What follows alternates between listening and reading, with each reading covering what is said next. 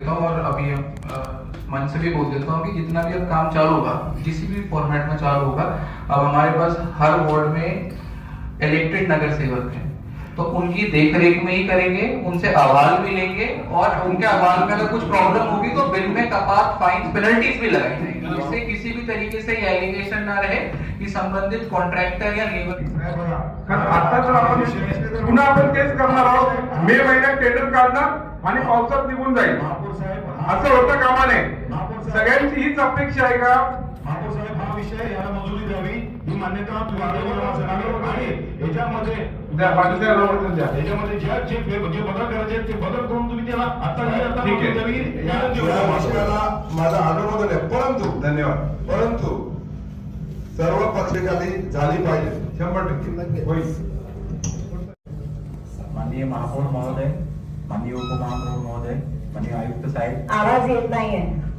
माननीय आयुक्त साहेब, सन्माननीय सभागृह, सदस्यांनी उपस्थित केलेला प्रश्न नाल्यांची लांबी ही वेगवेगळी आहे आणि भी जा रहा है और 1400 मीटर अगर आपका 14,000 मीटर है, कितना ये 15,000 मीटर, उसका भी मैन पावर आपका सेम जा रहा है, उसका भी जेसीबी आपका सेम जा रहा है। दोघांना समाविष्ट जर केल्याने हा भिवंडी शहराचा साफसफाईच्या दृष्टीकडून चांगलं पडेल, कारण एका विभागात विजिलेंस कहाँ होता है, we have no idea. Is there a procedure of vigilance? No. So is it just about the money being sanctioned या एक्चुअली वहां पे काम होने वाला है? उसका प्रपोजल कभी भी विचारला, मागच्या वर्षीचा जो बिल होता तो अजूनपर्यंत त्या यांनी ठेकेदारांनी सबमिट केलेला नाही का?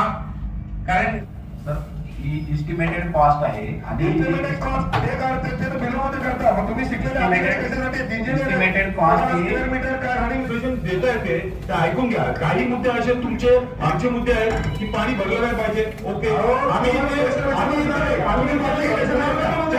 पाटील साहेब प्लीज, पाटील साहेब नका प्लीज, पाटील साहेब तुम्हाला मोठा दिला, प्लीज बसा बसा, प्लीज बसा। विभागाकडे असतो म्हणून आपण बांधकाम विभागाची माहिती घेतो।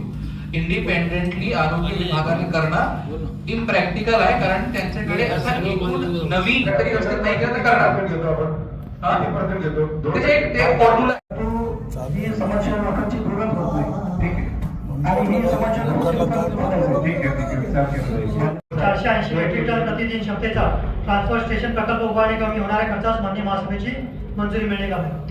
विषय घाईघाईत नाही आणले, विषय चांगले आणले, बरोबर आहे, पण यांची एक काय म्हणता तुम्ही हिडन एजेंडा काय ते आम्हाला समजत नाही, बरोबर आहे। आमचा एकदम थेट आरोप आहे, आमचा विषयावर विरोध नाही, ठीक आहे, आमचा विरोध आहे की हे लोक दरवर्षी हे नाला सफाईचा विषय आणतात आणि कॉपी पेस्ट करतात। तुम्ही मागचे 5 वर्षाचे काढा, तुम्ही याचे टेंडर करा नाले सफाईचे, तुम्ही बघा की सगळे कॉपी पेस्ट आहे। तर आमचा स्पेसिफिक आरोप हेच आहे, माझा तरी हेच आहे की बाबा हे तुम्ही कॉपी पेस्ट केला आहे, याला तुम्ही परत हे करा, ठीक आहे, परत काय ते यामध्ये त्रुटी आहे काय चेंजेस करा ते चेंजेस करा, ठीक आहे, आणि पहिले परत आणा।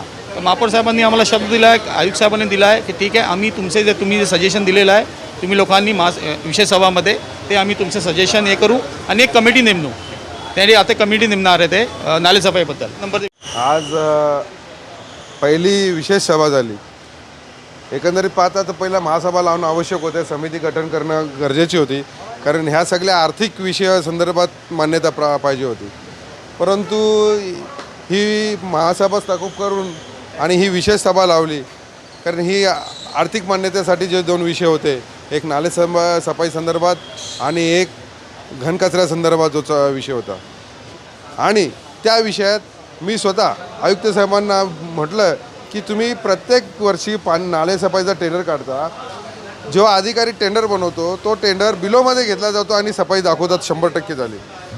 जर बिलोमध्ये टेंडर घेऊन सफाई 100% दाखवतात आणि मग प्रत्येक वर्षी पाणी नजरानावर भरला कसा जातो, ह्या विषयावर काच चर्चा केली नाही।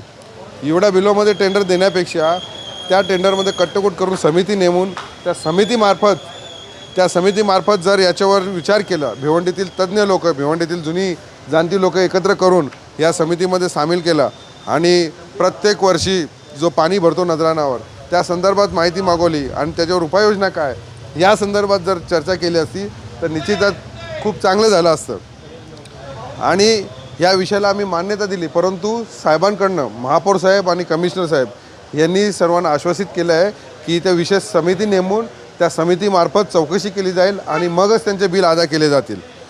असा पहिला विषय झाला. आणि दुसरा जो विषय आहे तो विषय सरळ ही शासनाची, केंद्र शासनाची, राज्य शासनाची लयलूट चालू आहे.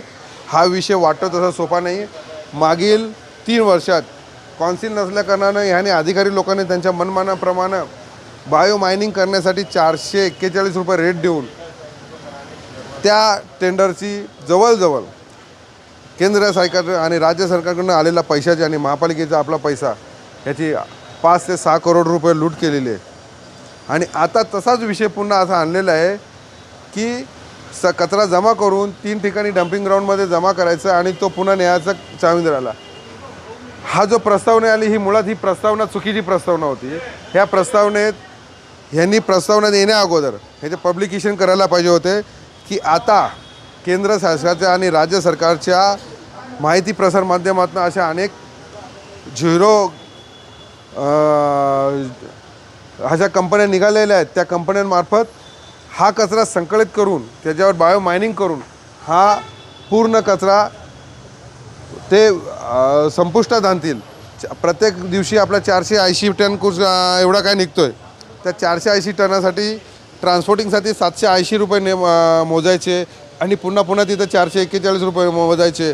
हे 1000-1200 रुपयाची लूट आहे प्रत्येक टन मागे. ही थांबवली पाहिजे.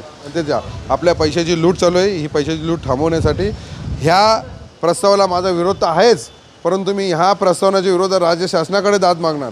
राज्य शासनाकडनं नाही दाद नाही मिळाला तर मी कोर्टात जाण्याची पण तयारी ठेवणार. परंतु हा जी प्रस्तावना आलेली आहे ही डबल लूट करण्याची, ही प्रस्तावना मोडून काढू. आम्ही नव्यानं प्रस्तावना मागून नव्यानं महापालिकेला मी विनंती करतो आपल्या माध्यमातून की नव्यानं प्रस्तावना अशी आहे ना की अशा कंपन्या बोलवा की जो कचरा संकलन एका ठिकाणी करून तो कचऱ्याला बायो मायनिंग करून पूर्ण संपुष्टात आणतील. अशा